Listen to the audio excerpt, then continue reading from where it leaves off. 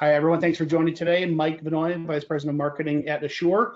And today, I think this is a topic that, well, the topic I think resonates and has action for probably everybody listening today. Every small and mid-sized company is dealing with their own talent struggles. If you're a restaurant, you might just be having a hard time getting people to even have all of your tables open, right? If you're a retailer, you might be facing shrinking hours. Maybe you're a professional services business and you got the people, but do you have the right people? As I think McKinsey coined the phrase almost 25 years ago, this war for talent. I think for a long time that was really kind of the muckety mucks in the Fortune 1000 thought about things like that, and I'd say maybe 10 years ago it became a mid-market problem. But from my perspective, the war for talent has hit Main Street, and it's showing up in the help wanted signs everywhere. So want to unpack this topic, and I think we got a really cool guest today, Scott Omelianuk. He is the editor-in-chief for Inc.com. What a fantastic publication.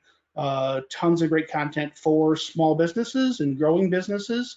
And so Scott comes at this topic really from a super unique vantage point about seeing between the content they produce and the interviews that they have with entrepreneurs and growing companies, kind of a front row seat to all the challenges that they face and I think maybe some of the solutions as they talk to entrepreneurs about what's working, what's not working in recognizing America's fastest growing companies. So Scott, welcome. Looking forward to our conversation today. Thanks so much for having me.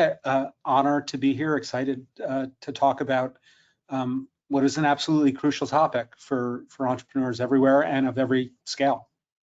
Yeah. So what I think I want to do is I just want to kind of break the conversation into a few big buckets here. Sure.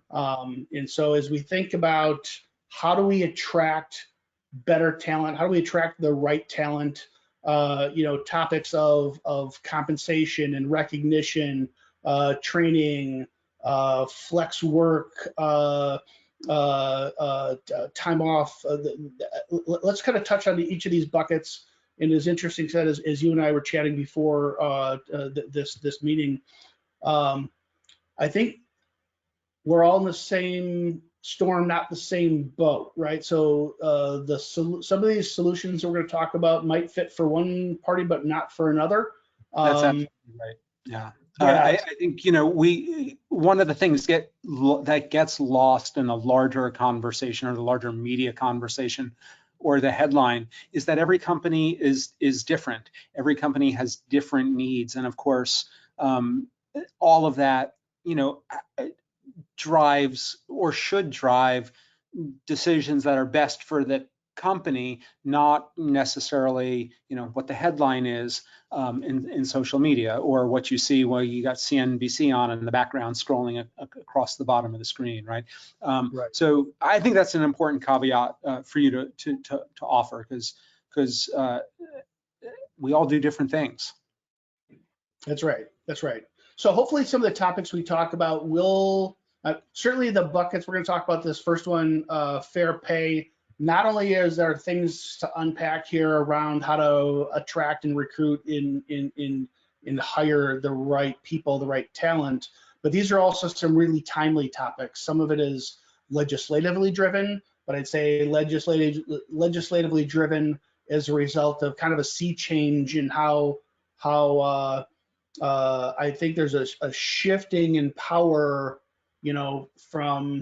from the corporation to the employee, and that looked one way when it was big companies who could flex muscle against the employee, but now small companies, entrepreneurs, they don't have the same wherewithal to flex. And oh, by the way, with unemployment sub 3%, with low participation rates in the labor force, how do I attract these people anyway? Can you speak into maybe some of your learnings, what you see at Inc.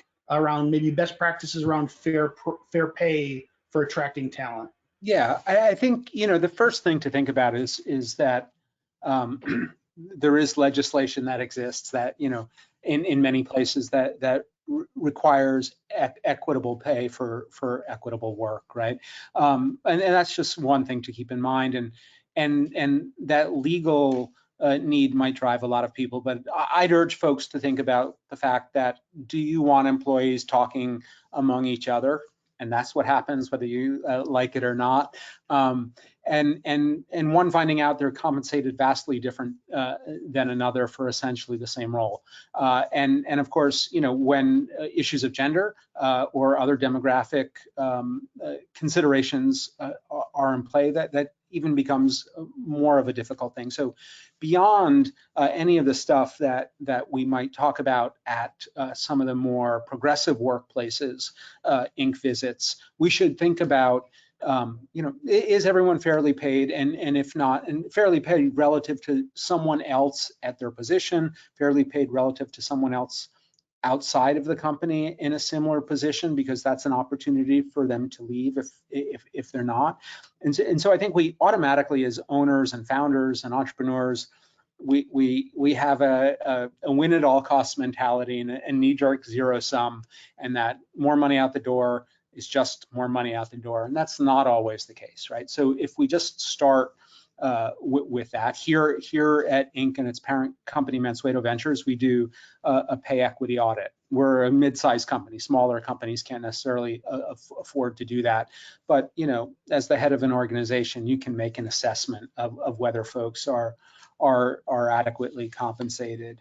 But then once, moving beyond that, right, when we get to companies and how they may be more progressive, I think, inflation has hurt everybody. And this is one of those places where you have to think about, well, what is my company relative to others? I know folks who run companies who have contracts that lock in their price at Walmart. If they want a bunch of folks who work for them want a raise, it becomes really hard because they don't have any leverage to raise price themselves at that moment. I know a handful of founders who haven't taken a paycheck in the last year because of that, because their team has demanded it, and frankly, without their team, they're not. Right? So we have to be mindful that inflation is real. It makes folks less satisfied overall, and one of the things we see entirely is, the happier you can keep an employee, the more productive they'll be. So in our best workplaces survey that we do, half of the companies involved in the survey, or who were named a best workplace, slightly more than half, actually offer stock options. Now, again, a bigger company opportunity, but that doesn't mean that there's something smaller companies can't do. Right. A bonus that's not end of year, right? There's a lot of evidence to suggest that end of year bonuses don't work very well, and it's because the reward is so disconnected from the effort, right? So I put an effort in all year long, and 3 months after the year is over, I get this paycheck. That doesn't mean a lot to me, but maybe a quarterly one does. Maybe spot bonuses do. Maybe, the opportunity to, and it doesn't have to be a lot, because another thing we found is that money, which in our minds might add up to something, doesn't necessarily mean something for an employee. It's more about the recognition often, right? So it doesn't even have to be a lot of money, but one of the best workplace companies we have, a company called Stella Rising, which is a marketing firm, they offer happiness allowances. They give people $500 to spend however they want. That is kind of creative. It doesn't put you in the place of as you mentioned, the Fortune 1000, where you don't have the leverage of a large organization and the ability to leverage discounts on plans and reciprocal agreements with organizations outside of yours and other things like that. So it's a different approach to how you can think about compensation, not pay. And when you get to the fair part of it, it really comes down to, do people feel like they're being treated fairly for what they're doing? And that doesn't always mean the most money there is. Yeah, Scott, that's a really cool idea because so a lot of our weekly shows are focused on very compliance oriented topics, and Fair Labor Standards Act is one way to think about fair pay.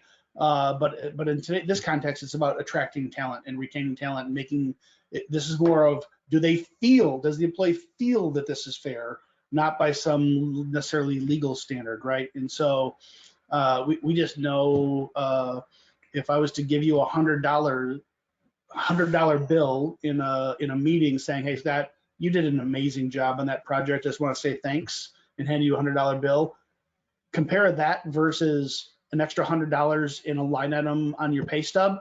Right. There's no question which has the bigger impact. So I think part of the message here is for employers and entrepreneurs to get creative in the way in which you distribute the pay, right? Take however like you said in your example with Walmart, the pie slice may only be so big of dollars there are available to give.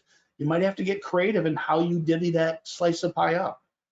Absolutely, and that can be in a lot of different ways, and there can be barter opportunities or mass purchase opportunities, right? So you might negotiate a discount with a company we know called Era Software, which is in the data management space. They make new employees. They make $3,000 worth of office furniture available to them for the home, right? And because it's a software company, there's a lot of remote work that's possible. They've calculated that $3,000, which doesn't really cost them $3,000 because they're doing a deal with a provider company, so they get something of a discount off retail. They've calculated that that money that allows someone to set up a nice home office actually creates an environment in which people are more productive, right? So there's a sort of a sideways spend that feels like you're being compensated if you're the employee, but that results in a lot of extra productivity, or potentially, right? It potentially does for this software company. Again, not going to apply to a landscaper, but it works. It works for a software company of any scale, frankly. Scott, it was interesting. You talked about productivity. I think about this a lot, where there are some jobs that maybe it's a retail clerk. There's X number of customers that come in the door. The person can only be so productive, no matter how awesome they might be, and therefore that might have to calculate into some of your compensation strategies. But there are some jobs where somebody who's 10% more effective, more talented, they might be 5 times more productive, right? I mean, it's the Pareto principle, 20% of the work, 80% of the work done by 20% of the people. What are your thoughts on not just being fair, but being, dare I say, wildly generous in your compensation, but along with that comes an expectation of much higher productivity? Yeah, I think, so this is a very valid idea. I think we have to step back and see individuals in this case, and what the last couple of years has done to them, right? And so we see a lot of people who are not working traditionally anymore. We see a lot of healthcare and childcare issues that have affected people, and so not everyone is going to be able to actually work at maximum productivity, frankly. But for those folks who can, and by the way, we have to, I think by and large, if we find that employee valuable, we have to give them leash, right? We have to let them work at the level of productivity that allows them to sustain themselves until the environment we're in changes, and hopefully that will one day happen. Right. But in the short term, yeah, there are other ways of compensating. We see a lot of companies that engage, as I said, in sort of the a stock option, and that can be modest, right? But it can be key to productivity. We can see or allow people, and we see this a lot, to get X number of work product done in whatever time frame they need to get it done, as long as it meets the company's larger goals. And again, that doesn't work in retail, for example, but asynchronous work, that will work for, right? Where when I do my job really doesn't matter ultimately. If I do it at midnight or at noon, it doesn't matter as long as I'm done by Friday. You know, this is something. I had a son who was in Montessori school. This is something they learned as 4-year-olds, right? Like, manage their time as long as they got the project done when they were told they would need it to be done. So we as adults certainly can do this. So I think there is that opportunity to let folks be adults, to know the ones who are invested, and as a manager, it does require extra effort, right? We need to pay more attention to our people. Doesn't mean spying on them, doesn't mean installing spyware on their keyboards or anything like that necessarily, but it does mean paying more attention to them as people and how they function and what works for them and what doesn't, and do they have to worry about a sick parent, or do they have childcare issues, or are they offline entirely because everyone in the house has COVID and they have to take care of everybody. I have a friend who's a CEO of about $100 million technology company. The guy's done really well. Bootstrapped started the whole thing. It's gone from 0 to 100. And now, like I say, you can't do that as a landscaping company. You can't do that in retail, but as a technology firm, it doesn't matter where his people perform the work or when they even perform it in many cases. He says, hey, we're going to pay X amount for an engineer. I don't care where you are. So he doesn't treat, and so he has the very best, the 1% of the 1% of talent from around the world that in some countries, he might be exorbitantly overpaying, but he just wants to send the message, hey, this is how much an engineer is worth to our company.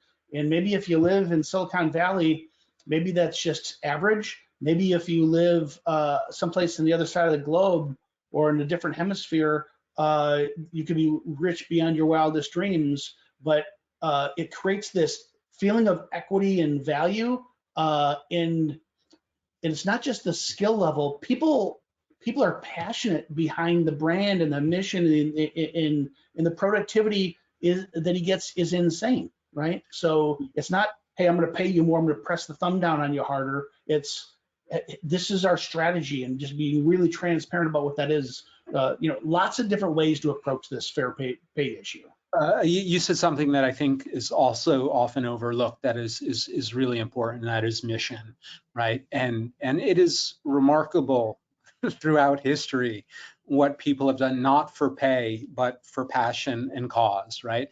And the fact is that if you can find the mission for your company and show your team how it matters and how what they do matters to someone out there who's relying on them, you'll get enormous productivity out of people without any extra pay. Here at Inc., where our whole mission is to support the American entrepreneur, when I talk to my team about going out and meeting someone and what an impact a story we've written about someone has had on that company, or naming them to the Inc. 5000 list of fastest growing companies, what that has unlocked for them.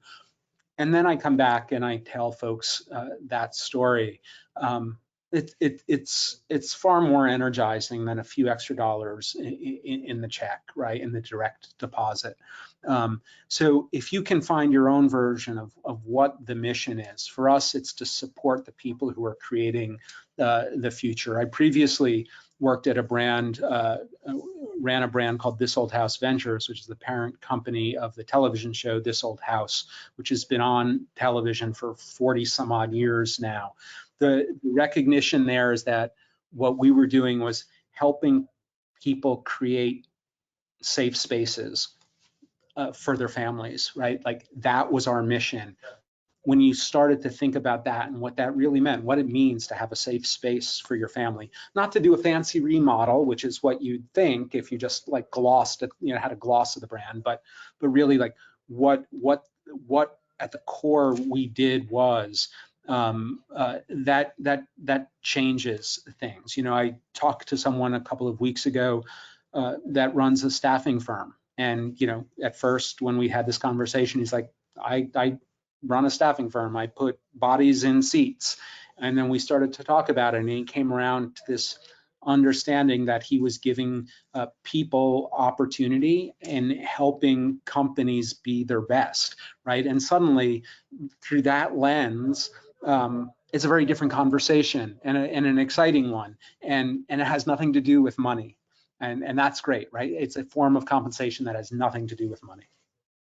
Yeah, I mean, I'll double down on that. I think mission and vision can be so overlooked.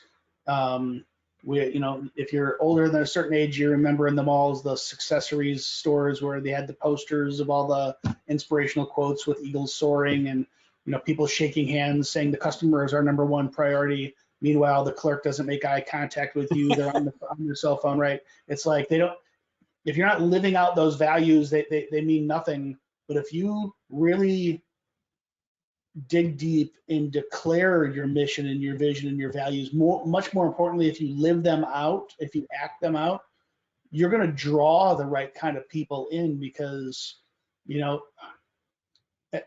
what little Maslow's law or something, eventually the money doesn't matter as much. There's obviously a baseline. I need to feed my family component. I want to feel that I'm fairly compensated in the marketplace. But after a while, it's what am I doing? What am I getting behind? What am I part of that Absolutely. Is sometimes more important? I have been very unhappy in highly compensated jobs. And I would say I've been incredibly happy working as a professor, which, unless you're tenure track, does not pay very much at all, right? But the reward is astonishing. Absolutely. Yeah. All right, so the reward is astonishing. What a perfect segue. And these two things are not unrelated, right? Fair pay with feeling appreciated. So you get to look at a lot of companies in your seat. What are the best and fastest growing companies doing to feel appreciated, to make their employees? I think this is really important and is the equivalent to pay, and it's different for everybody, right? How do you make someone feel appreciated? A very personal example: at the start of the pandemic, we vowed here not to lay anyone off. That we thought that it was inhuman to disconnect people from their healthcare at a time where we didn't know what was happening. About 9 months later, and by the way, then we bonused to everyone. About 9 months later, we were served papers of an intention to unionize the employees. That felt like a personal slight, right? But the simple fact of the matter is there were lots of ways that the team did not feel appreciated beyond the obvious. And so there are lots of ways to do that, but probably the most important one is paying attention to your people. And that can happen in a bunch of different ways, right? Our CEO has her cell phone number on the bottom of all her staff communications, and people just know that if they really have a problem, they can reach out to her directly. That means something to folks. Right. Companies that we've seen in the best workplaces will have regularly scheduled meetings for staff with, say, the head of HR, and it's a conversation around, you know, how can we help you be better at your job? How can we improve as an organization? Not all the ideas are going to be valid. Not all of the conversations are going to have forward momentum. But the fact is, someone's had the opportunity to talk about it, and that changes the dynamic radically. Other folks we see doing stay interviews. So not you know, it's a traditional practice at companies of a certain size. The HR department does an exit interview. Well, it's, you know, when we stop to think about it, well, it's kind of too late, isn't it? Though that the horse, maybe that thoroughbred, is already out of the barn door, right? So doesn't it make more sense to have regular and ongoing interviews with folks while they're still employed? And the answer is yes. Can you go deeper on that one? Because this is a super cool concept. The stay interview. You have some suggestions around best practices, different ways that entrepreneurs could conduct these stay interviews. Is it truly as simple as, hey, I love you, I think you're great, I want to make sure I never lose you? What's really important to you that we need to do more of? What do we do that bothers you we need to do less of? Is it that simple? I think it can be that simple. Obviously, if you have a good EQ, good emotional intelligence, just the questions based on the person, based on their level. Again, at a certain size, this becomes impossible for a single founder to do, and a group of people have to do this. But recognition is important. It's one of the reasons, right, that social media, which has somewhat fed the employment situation we're in, exists, because people want to be recognized. And so I think it's incredibly important to sit down and make sure, and this is particularly true of younger generation of people, where they have an expectation that you will help set them on a career track and help advance them each step of the way. And having those regular check-ins can help enormously. I talked to a founder who in Los Angeles, who created a whole bunch of intermediate titles relative to what he used to have at his company. So you went from, used to go from associate to senior, or assistant to senior, whatever it was, but now there's a junior and an associate in between, and pay doesn't necessarily change that much, responsibilities don't necessarily change that much, but folks feel like they're making more progress, and that matters to them, right? Because the world is moving so fast. To sit in the same job for 18 months or 2 years seems like a career death knell right now. Now, that was not the case for me, where I was completely content when I was young to have a job that was the same for 2 years, but that does exist now. The flip side of all of this is that sometimes you're just not going to be able to keep people you want, and there's nothing you can do about it. So I have, in the last year, received resignation letters that frankly I printed out off the email and saved, because they were so generous toward me, and what I had done for someone, say when their family was sick, or when they were without electricity for a week and we paid for a hotel that had air conditioning in the middle of the summer so they could get their work done rather than just perspire and be angry, right? Those people needed to leave. It had nothing to do with, we could not have offered them anything else, and that's okay. And to allow that exit graciously is sort of another form of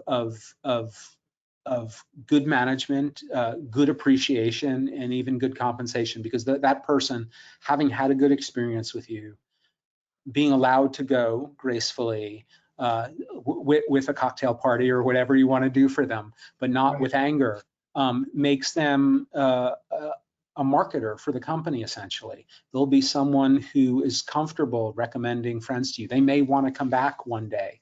And if they're valuable, that would be something to consider, right? So even though you can't keep everybody, and again, I said, someone wrote me a note, it said, I'll never forget what you did for me and my family. And, so for me, that was a remarkable reward, frankly. Sometimes when you're the entrepreneur, you're the boss, it can be lonely, right? And you can be unwittingly detached from what really goes on in the water cooler conversations. How you treat that person on the way out the door don't think for a second that they don't have friends inside the organization that they're gonna share their experience with, and that this is gonna, how you treat that person is gonna help retain the rest or could accelerate the departure of the rest. Right? Absolutely. And you do bring up a great point with respect to the fact that entrepreneurship, being the boss, being a founder, it can be an incredibly lonely thing. I often talk about how, you if you have investors, you can't share with them how you're feeling because you might create a confidence crisis. Your spouse may have no idea what you're talking about. You can't share your weaknesses, all of them anyway, with your team, though some vulnerability is seen as very beneficial. So it is one of the reasons, frankly, Inc. events are so successful, because it's one of the only times entrepreneurs get to talk to other entrepreneurs, the people who understand them. But all of this together, sort of ignores the fact that the same toll that employees are facing is visited on the person who runs the shop too. And so I would suggest that founders find their own ways of feeling appreciated, their own ways of compensating themselves, their own self-care, because it's incredibly difficult. You're on all the time. There's no backup often. You're the last line of defense. That can be exhausting. It can be mentally draining. We can take that out on the people we care about in ways we don't even understand. That's one of the fascinating things about entrepreneurship is how much psychology is involved in it. So it's really important, I think, for founders to remember to take care of themselves, even as they're taking care of everyone else. Yeah, well said. Let's talk about another topic. Today's employee, they want to grow, right? Today's employee doesn't see themselves signing up for a 30-year commitment to the company store, so to speak. They know that they're valuable. They know that what the job market's like. They know that they can move around. They want to do different things in a career. Therefore, they want to choose steps in that path where they grow and they get better. And if that means they can grow with you, great. But they just want to grow. Can you talk about this whole topic of training and maybe what you've seen change in, say, this last 5 years? And I'm really curious for your thoughts on how technology has impacted that, given a pandemic. Yeah, I think there's no question. You're right. This is sort of the equivalent of the career path piece we just talked about, giving people access to training. And I think this sort of splits into two different things.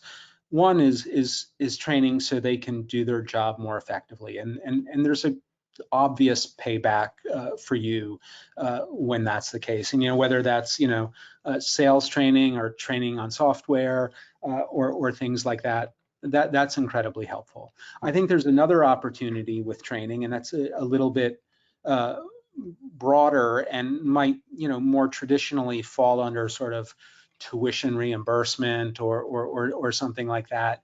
But you talk about how people don't see themselves in one role for a very long time. And in fact, we hire, generally speaking, not people, but bodies to fill a slot. And the fact is people are multidimensional, the slot might not be. And by giving people more access to more opportunities to learn, to master a new skill, to sort of just broaden even their horizons. All of those things have a payback effect in the job. You might discover, and this is one of my personal favorite things to do, is what other talents and skills your team has outside of the reason you hired them. So just a really quick example, and again, that had that sort of non-compensation payoff. We were creating a new television show in my former job, and it turned out that the person who was our content marketing person was a musician and a composer and had written all sorts of music. the opportunity to give that person credit on screen for a composition they wrote and performed on a television show with the minimum payment that required was worth so much more to that individual than anything we could have ever paid them for their content marketing job, right? That was their hobby. Their hobby was being recognized in a very different way. So I think as we think about training, you know, there's the specifics of doing a job better, and that is in your best interest, and you should look to provide as much of that as you can possibly afford. I would say technology, as you mentioned, has made that easier. People don't have to go off for the day to an offsite, to some windowless room somewhere where someone who's an instructor teaches them how to do something. There's lots of opportunity with various technology products to create learning that people have access to, again, when they have access to, need to have access to it, that they can finish at their own pace, and provides them a way to level up in their role. I think it was, you know, Richard Branson, you know, said train people well enough so that they can leave and take any job they want, but then also treat them well enough that they don't want to go anywhere. I think, you know, that's not you know, that seemed to have worked out well for him as a philosophy. Yeah, you know, I hate to say it, but I've literally talked to entrepreneurs, and God bless, every entrepreneur, they work their face off, right? So they're an expert in their field. They might not be expert in payroll and HR and compliance. That's why they work with folks like us. But I've talked to people literally afraid of, well, if I train them how to do this, then I'm just going to train them how to leave. And I think they didn't realize they were literally accelerating the exit for these employees because they were starving for this development, right? Yeah. And going back to our prior two topics of recognition and fair pay, all these things are intertwined, right? And you know, people young in their career do free internships all the time, right? Because they are developing the skills, they know it's going to help them in the long run. I'm not suggesting in any way you don't have to pay people fairly, but you don't have to give a raise, or it might not cost as much as you think to provide the training, as long as you're doing the other things, including recognition, and they see themselves as a place that they're behind the mission, they're growing and they're developing. These are all totally intertwined. I would say, couldn't agree more on the Richard Branson quote. If you're not developing your people, someone else is going to. That's right. And you know, as entrepreneurs, we have growth mindset to a large extent. But sometimes it gets shut off at a certain place, right? And suddenly we decide we can't see that there's an ROI on training, for example, when in fact there is. You know, that training can help take you to the level you're at, which makes you nervous about spending on it, to the next level, and may have made that training seem like a silly little investment in the end, right? That I'm so grateful I'd done that, because we've now, you know, increased our productivity by 20% and our top line by 20% or what have you. And it's just something to think about, because we do sort of get locked in at a moment, right? There's always, I do this myself. I just had a conversation with someone. Do we really have to pay them that much to do this job for us? And of course, yeah, we do. My people wouldn't have come to me without it if that weren't the case.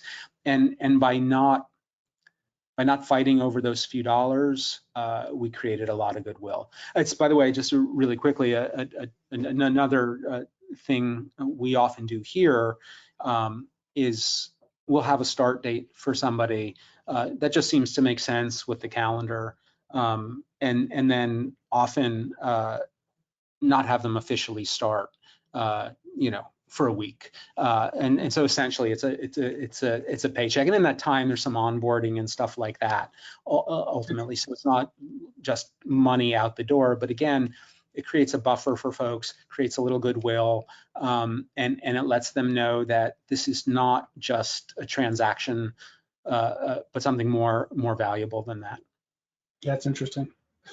Scott, I'm looking at the clock. I got a couple more topics that we should get through. Sure. I could stay on that one forever.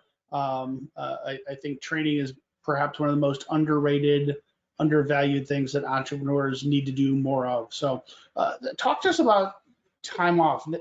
Boy, the climate has changed a whole bunch and just accelerated by a pandemic, right? So help entrepreneurs think, how should they be thinking about time off for employees and how to manage that? I think time off is incredibly important, right? I think Americans do an awful job at taking their time off, even the time that is allotted to them. So if you work at a company that affords you a week or 2 weeks or 4 weeks of vacation, most people take less than half of what they're entitled to. But the fact is that time away is a recharge for folks. And so we see companies now doing things. If you've put all of these other pieces into place, the mission, the passion, the fair compensation, the conversations, things like unlimited paid time off are an opportunity. Again, people know what the work product they need to deliver is, and that's what you're compensating for, right? You're not compensating them for sitting in a chair for 7.5 or 8 hours or whatever it is a day for 5 days a week. You're compensating. So it's a mind shift for us too on how are we compensating? Are we, yes, we're paying someone by the hour, but really that's just an efficient way of calculating how long this job will take. We're paying for the job, and so if they get the job done, it doesn't matter if they take 2 days off at the end of that week. They got the job done. The overhead's still the overhead. Let them go. It's okay, right? And we see, I think there's something like almost 2/3 of the companies in our best workplaces list. And out of the thousands of companies that apply, by the way, we take just the top 10% make the best workplaces list. I think 2/3 of the companies offer unlimited paid time off. I think something like almost 90% of the companies now have paternity leave, not just maternity leave, and folks are extending that as well. We see companies giving time off to do community service. We know that some form of social responsibility really matters to consumers. We know it matters to employees too, and giving them a day to go and do a service project is a great thing. We also know, and plenty of research to back it up, that doing volunteer work it actually makes people feel better about themselves relative to almost anything else. So that's a win for the person individually, and they bring that attitude back to the office. I love that so much, because even, Scott, so sometimes it's easy to say, hey, our mission is we're building X, but we're really here to change lives and get behind something inspirational. Sometimes it's just hard to come up with. You're in a mature industry that's been commoditized, and it feels almost insincere and shallow to say a mission statement that's too aspirational. There's nothing wrong with saying, hey, part of our value system at this company, we might be in a commodity business, but we give back to the community, and that's why X% of our time is dedicated for PTO for a charity of your choice, or we go to the food bank, or whatever the case may be. You can really impact mission alignment of the company doing something that has nothing to do with your kind of core mission. Absolutely, and frankly, it's only all the more important in a commodity business, right? Where if price isn't the issue, what is it that makes someone want to do business with you. Find that thing, right? And that frankly, that allows you to survive when things tank. It allows you to survive when consumer behavior changes. Having that differentiator, especially in a commodity business, is important. And spending time on what that is worthwhile, I think, because you're right. It does make a difference in the end. And by the way, there are other kinds of time too, right? So giving people the tools to work more efficiently gives them more time. Helping them. I actually just offered a colleague of mine time with a productivity coach, who's an incredibly talented person, incredibly dedicated, utterly on the way to burnout because they just don't know how to compartmentalize and take time for themselves, right? So there are other ways to think about time as well. It just doesn't have to be time out of the office. Entrepreneurship, in many ways, is a bit of a race. The metaphors to athletics are pretty clear sometimes. In all sports, they have a break. Basketball, football, there's a halftime where they literally go in and they rest, right? Because not even the best trained athletes in the world, the most gifted athletes in the world, can run at 100% for an hour straight. They can't do it, right? So if you're a marathoner, you have to have a pace. If you're a sprinter, you do it in short bursts and you rest in between.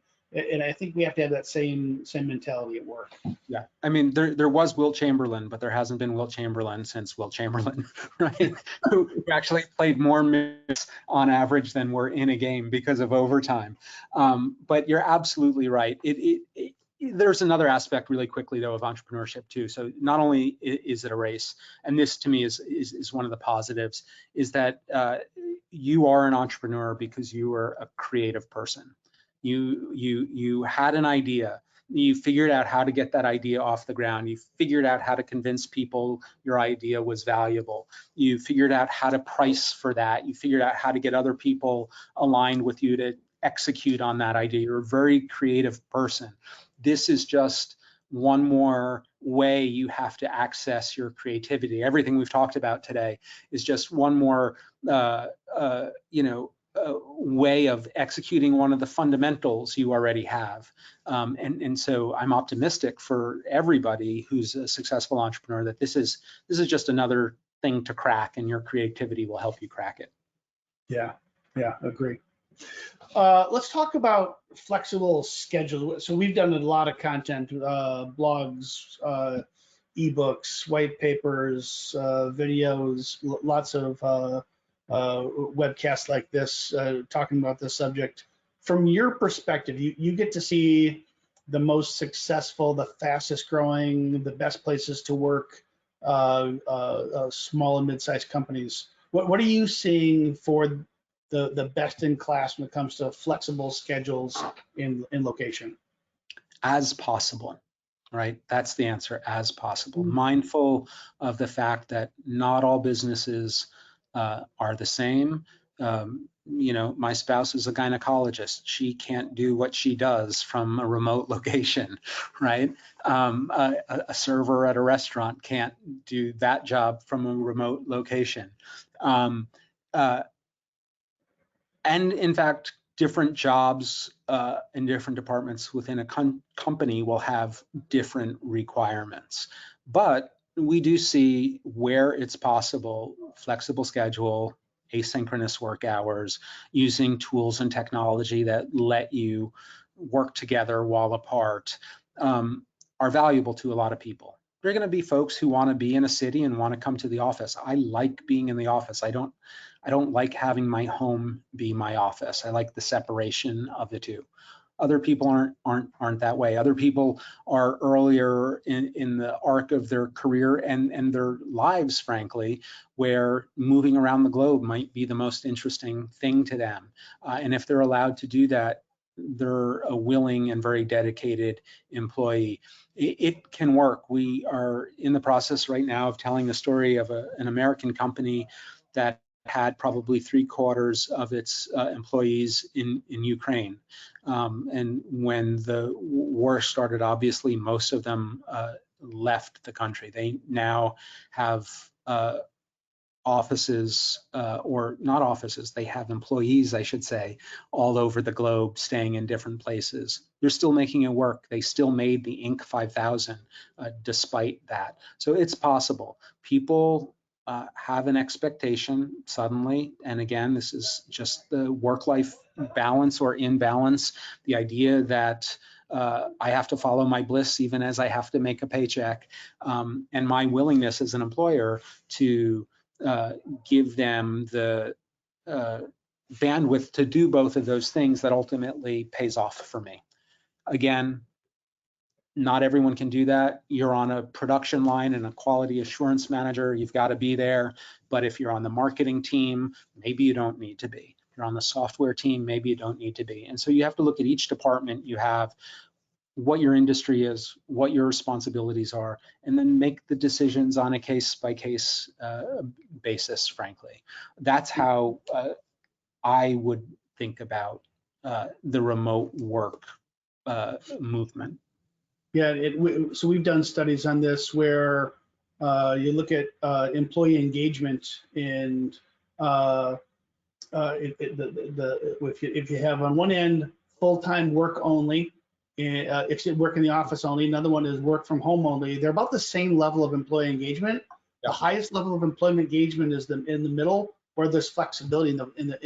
Basically, the more choices the employees have, the more they're engaged. Right? That's right. And you know, by the way, that could be freedom at a workplace too, right? Not monitoring someone every minute, letting them come and go as they need to, not being worried that they're at a doctor's appointment in the middle of the afternoon or picking up a child early because they had to.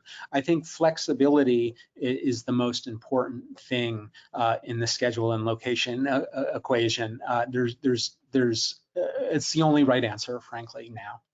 And the data backs all that up. This is not just a dichotomy of work from home versus work from the office.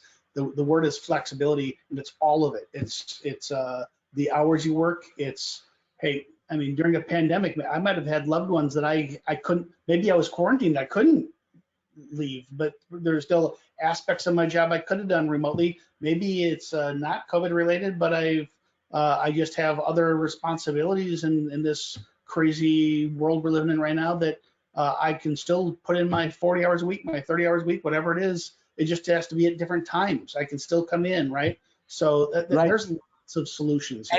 And by the way, as you pointed out, like some of these accommodations we need to make because of how upside down the world is right now, not just because it's the employee, right? So I lost my heat and hot water in the middle of winter. I went for a week without it. Because we couldn't get anyone to come. But you know, when we finally did, everyone here damn knew well I was going to be home that day, right? There are companies, by the way, who have a benefit of a handyman for the staff to access, or a personal assistant for the staff to access, because we realize now suddenly the world is so much more complicated than it was just 2 years ago.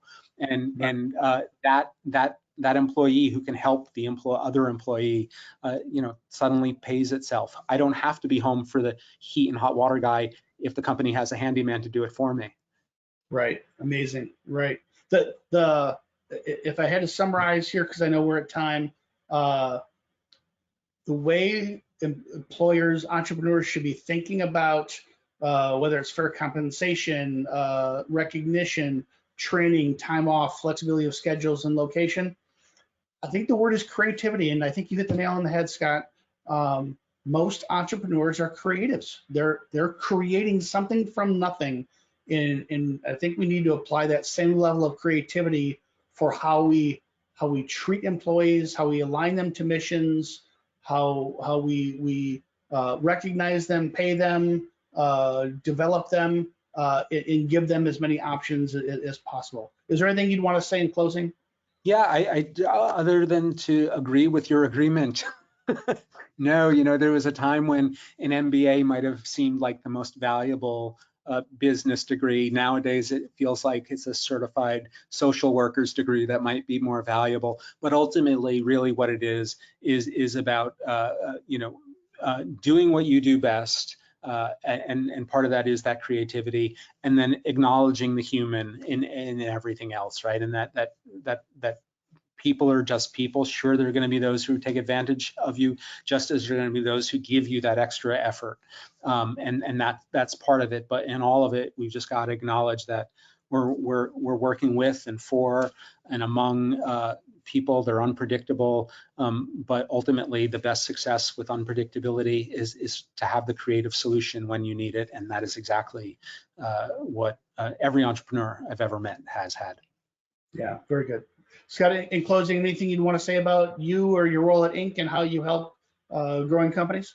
I just would say that, Inc. is here to support American small business and the American entrepreneur, and we've got a bunch of programs that recognize them, like fast growth programs, like companies that recognize that sort of social responsibility that companies do beyond the profit, the best workplaces that we have. But ultimately, our greatest asset is our audience, which is entrepreneurs, and which we love nothing more than getting together however we can, whether that's through a story or at an event. So if you get the opportunity to engage with Inc., I'd encourage it, because I guarantee you there'll be some piece of learning you'll walk away from, some bit of inspiration some other founder will have given you, some other goal that you'll see someone pursuing that will drive you forward and in a really virtuous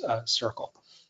And I can vouch for that. I grew up in an entrepreneurial home, and I've been involved in businesses. I was a founder in a business that got a couple of year awards, and I plugged into that network, and it's impressive and value add indeed. So, Scott, I thank you so much for joining us today. And for everyone else, if you need help, these are complex issues. And if you're an entrepreneur, you're probably an expert in what you do, but it's not intuitive to know what is legal in the eyes of the law when it comes to the Fair Labor Standards Act and overtime rules and local tax laws. This is complex stuff, and we're here to help in a fractional way that doesn't require you to hire a full-time SHRM certified HR professional. So if there's any way we can help, we'd love to do so. Otherwise, until next week's show, Scott, thanks for joining me today. My pleasure. Thanks for having me. And thanks to everyone for joining. We'll talk to you next week. Thanks.